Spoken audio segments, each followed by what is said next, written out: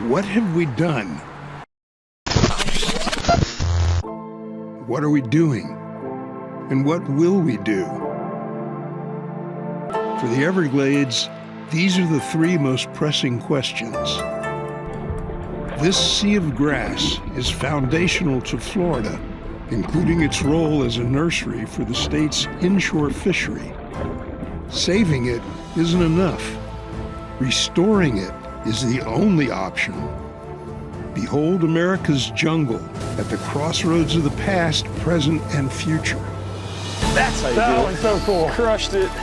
Oh! Talked him into it. That was such a cool eat. That's what I'm talking about. Such a cool little. Got it. Oh my God. Nice cast.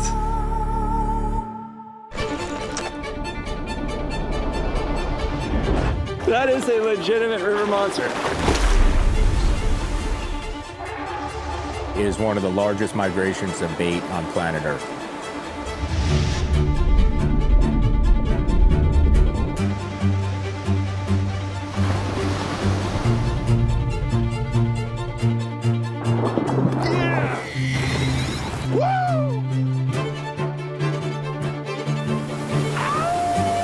This fish is psycho. I think you've just done something the first time ever in the world.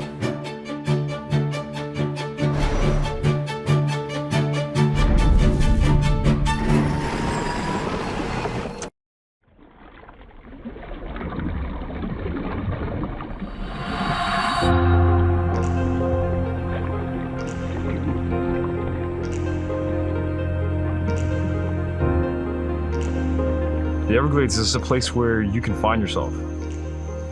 It's a place where you can lose yourself. It's got the most healing properties of any place I've ever been. There's life in every single direction, in the most inconspicuous places. Welcome to the jungle. The Everglades is the 7,800 square mile tropical wetlands in South Florida. It's a Massachusetts-sized swamp, a one-of-one ecological wonder.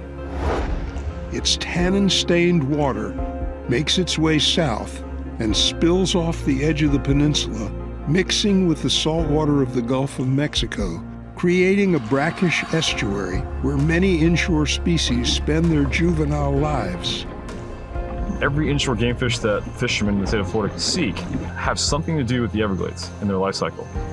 And the cool thing about the Everglades and snook and redfish in particular is that the food source that they want, the shrimp, the pinfish, the glass minnows, the pilchards, all of those species also rely on the Everglades for a portion of their life cycle.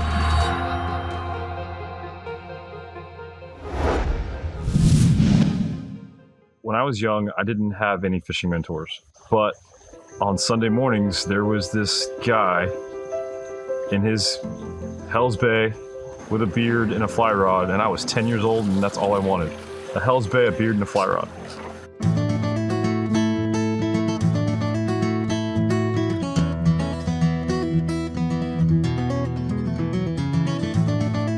Yeah, that's me. This is my fishing show from 2007. It's kind of like watching home movies. Folks call these bones of coral and bridges the Florida Keys.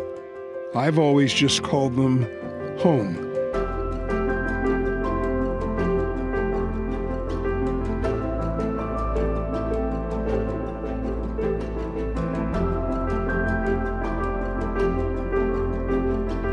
Key Largo is our launching point, which provides easy access to the Everglades National Park, known simply as the Park to regulars like Benny.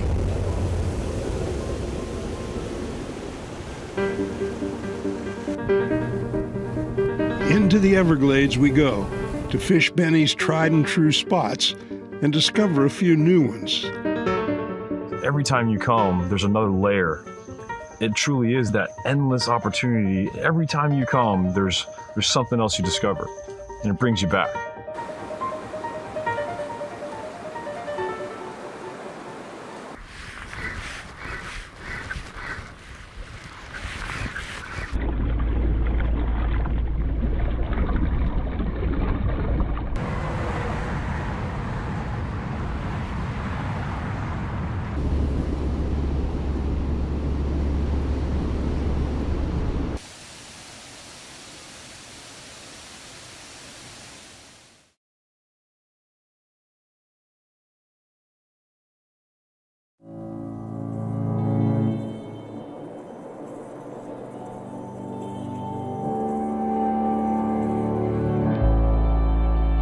The Everglades breathes water in and out.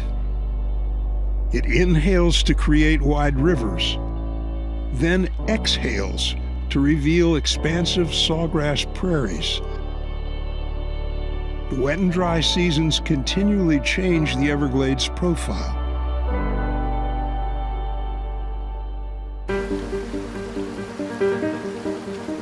I've got 36 years of dedicated time to learning and loving this park, probably more than anyone else in that 36-year span. And there are still places that I want to go. We traveled 35 to 40 miles up the coast, and we weren't even halfway up to the next port of call. The Glades is immense, and on every corner, there's something a little different. Okay, we are in Florida Bay, which is Everglades National Park. Everything west of the Intercoastal Waterway behind Isla Mirada is Everglades National Park. 552 square miles of flats, designated as watered less than 2 feet of water in Florida Bay. 552 square miles. The majority of it is covered in grass, and all of it's covered in fish.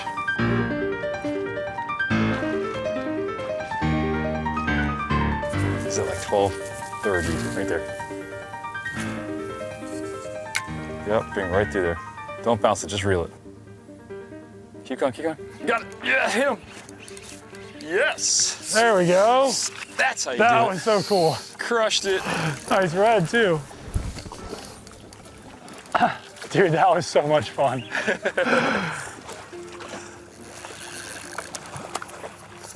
It's pretty awesome when you see him coming for it. Yeah, you see him turn around and he just Yeah. feels that paddle tail. Nice fish, dude. Yeah, I know. That's one of the bigger reds I've ever gotten back here. Oh my God. He's gonna wet me so bad. All right, all right, all right. Thank you, buddy. That was fun. That's so Yes. That's how you start off a fishing trip. cool. That's so much fun, man. Watching Nice. him sitting there, tail out waving, and you know, he kind of sunk down right when I threw past him. I wasn't sure if he was going to see it, and then all of a sudden you see that weight come spinning around and come over and hammer it. Dude, the colors coming off of your shirt when you first picked it up, I was like, that thing's got blue scales. The water in Florida Bay seldom exceeds 5 feet in depth. And in many places, it's less than 18 inches for miles on end. Mangrove islands pepper the bay and are surrounded by flats where snook and redfish roam. With snook, look for them deep in the mangrove shorelines throughout the Everglades National Park. Eddies, where waters flow out of creeks on falling tides, also make good starting points.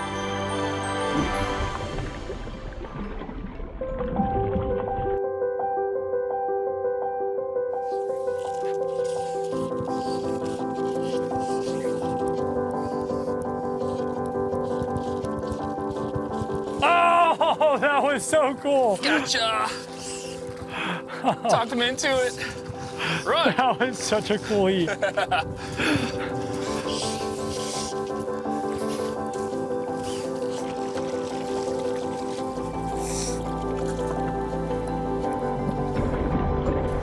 That's what I'm talking about. Such a cool little fish. It's good stuff, man. This is why Florida Bay is so special. Unreal. Clean water, grass, healthy fish everywhere. There's not many other places you can go when water temperature gets cold and something else turns on. That's you it. know, it's just there's That's it. There's so always much something to do. food and. Thanks, buddy. Yes, sir. Nice work, dude. Thank you. Appreciate it. So, how did we get here? No, a skiff isn't the answer I'm looking for.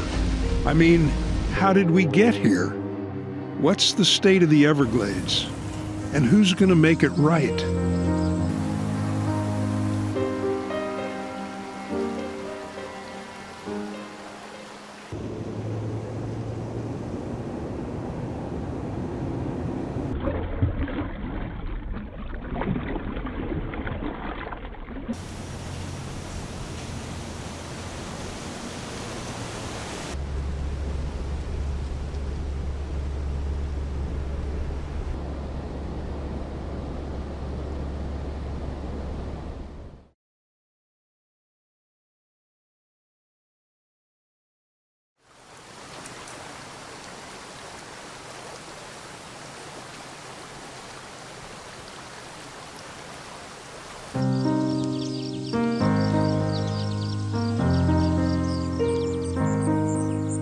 drained it, sprayed it, paved it, changed its water flow. There's been so much human impact on this sacred place. The Everglades is essential to the health of Florida and its fisheries. We must find a way forward. The past may be behind us, but the present is Captains for Clean Water, and they're fighting for our future. The reason I selected the Everglades to be a guide, it was a national park. Obviously, if it's a national park, it's protected. With very little foot traffic, I felt like there'd be very little human impact, and the place could be here forever. We were very rudely awakened in 2015 when we had a hypersalinity event in Florida Bay that caused over 50,000 acres of seagrass to die overnight. My entire life changed. I went from being a guide in the back of the skiff, my only care was that client for that day, to being an advocate, to being a steward for the Everglades, dedicating my life to speaking up for Florida Bay to try to save it. And my first interactions with the government, from local all the way to Tallahassee, was disheartening. Literally no one was talking about Florida Bay. No one was talking about the water issues. If you don't stand up for your water and the water that you love, no one will. In that process, I found Daniel Andrews and Chris Whitman. They had just formed an organization called Captains for Clean Water. In the course of the last 6 years, we've developed this movement, this clean water movement that isn't just guides, isn't just captains, isn't just anglers. It's literally every Florida stakeholder who understands that water is important to their life. The legislature filed 2 major amendments to change the bill. We've educated ourselves and created such a talented and educated army, and that's how you change the course of the future, by rallying together as one community.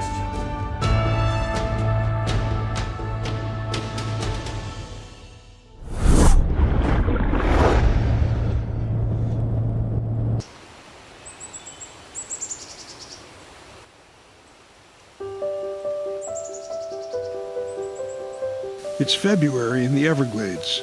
Good timing for redfish, the most abundant species here. They're found mostly in the winter, then get lost in the summertime. Look for them in deeper potholes and channels.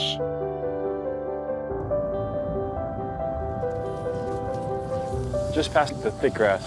A little bit right of that, right there. Yep. It's not a fish. Good shot.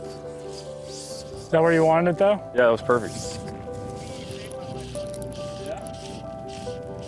10 feet, 10 feet. 5 feet right of that. Yep. Strip. There you go.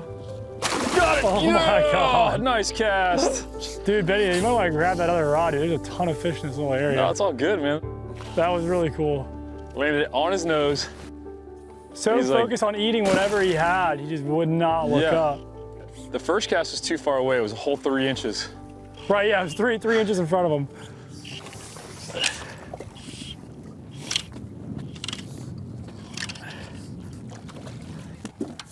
That is not structure, buddy, I promise. All right. For the salad, for the stash.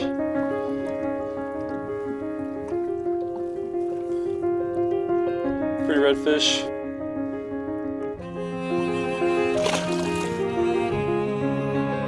Up next, it's once again into the sawgrass panorama, a sweetwater sky above us, endless possibilities below.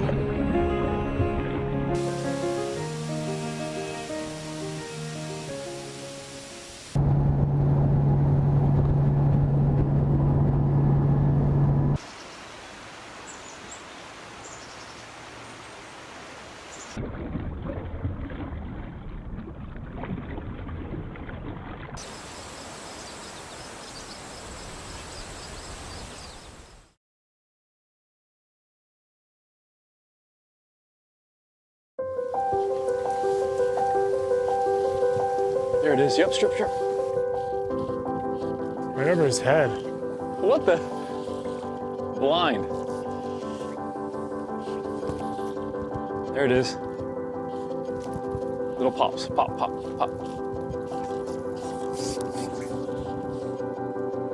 they're gone, There's right? still one. There's still some there. Just let it drop. Let it drop. Let it drop. Okay, strip.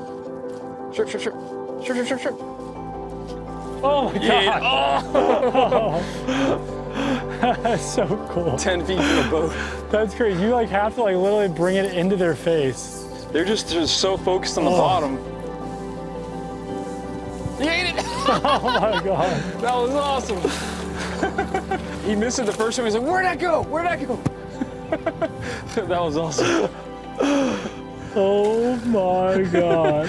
It had grass on it, and he I still know, up on it. Just smacked it. He's like, ooh, that's some meat and salad. I'll Dude, take he that. housed it. Look at that blue. See? That fish is eating shrimp and crab. Oh wow, yeah, way more blue. So is that why all of our bonefish down there have that blue tail Yeah, too? Is from they're eating the shrimp, eating little crabs. And the mussels have a lot of mercury in too, so. Oof, straight into the mud, just gone. See ya. Redfish are a perennial favorite throughout their range, from Long Island, New York, south to Florida, and along the Gulf Coast to Texas. They can be caught by still fishing, drifting, or casting. They'll hit lures, live bait, spoons, and flies. Red drum is the game fish that can play many games. It's right here in front. You got him? I think so. Oh, no? Yeah.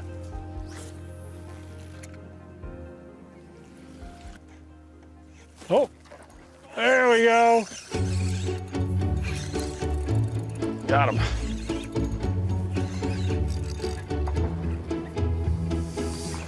Hells yeah. It's better when I can't see him, B. Right.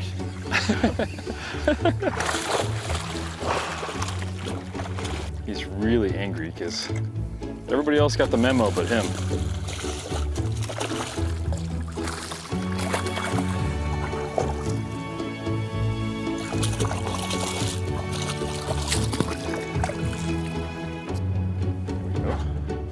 Boom shakalaka.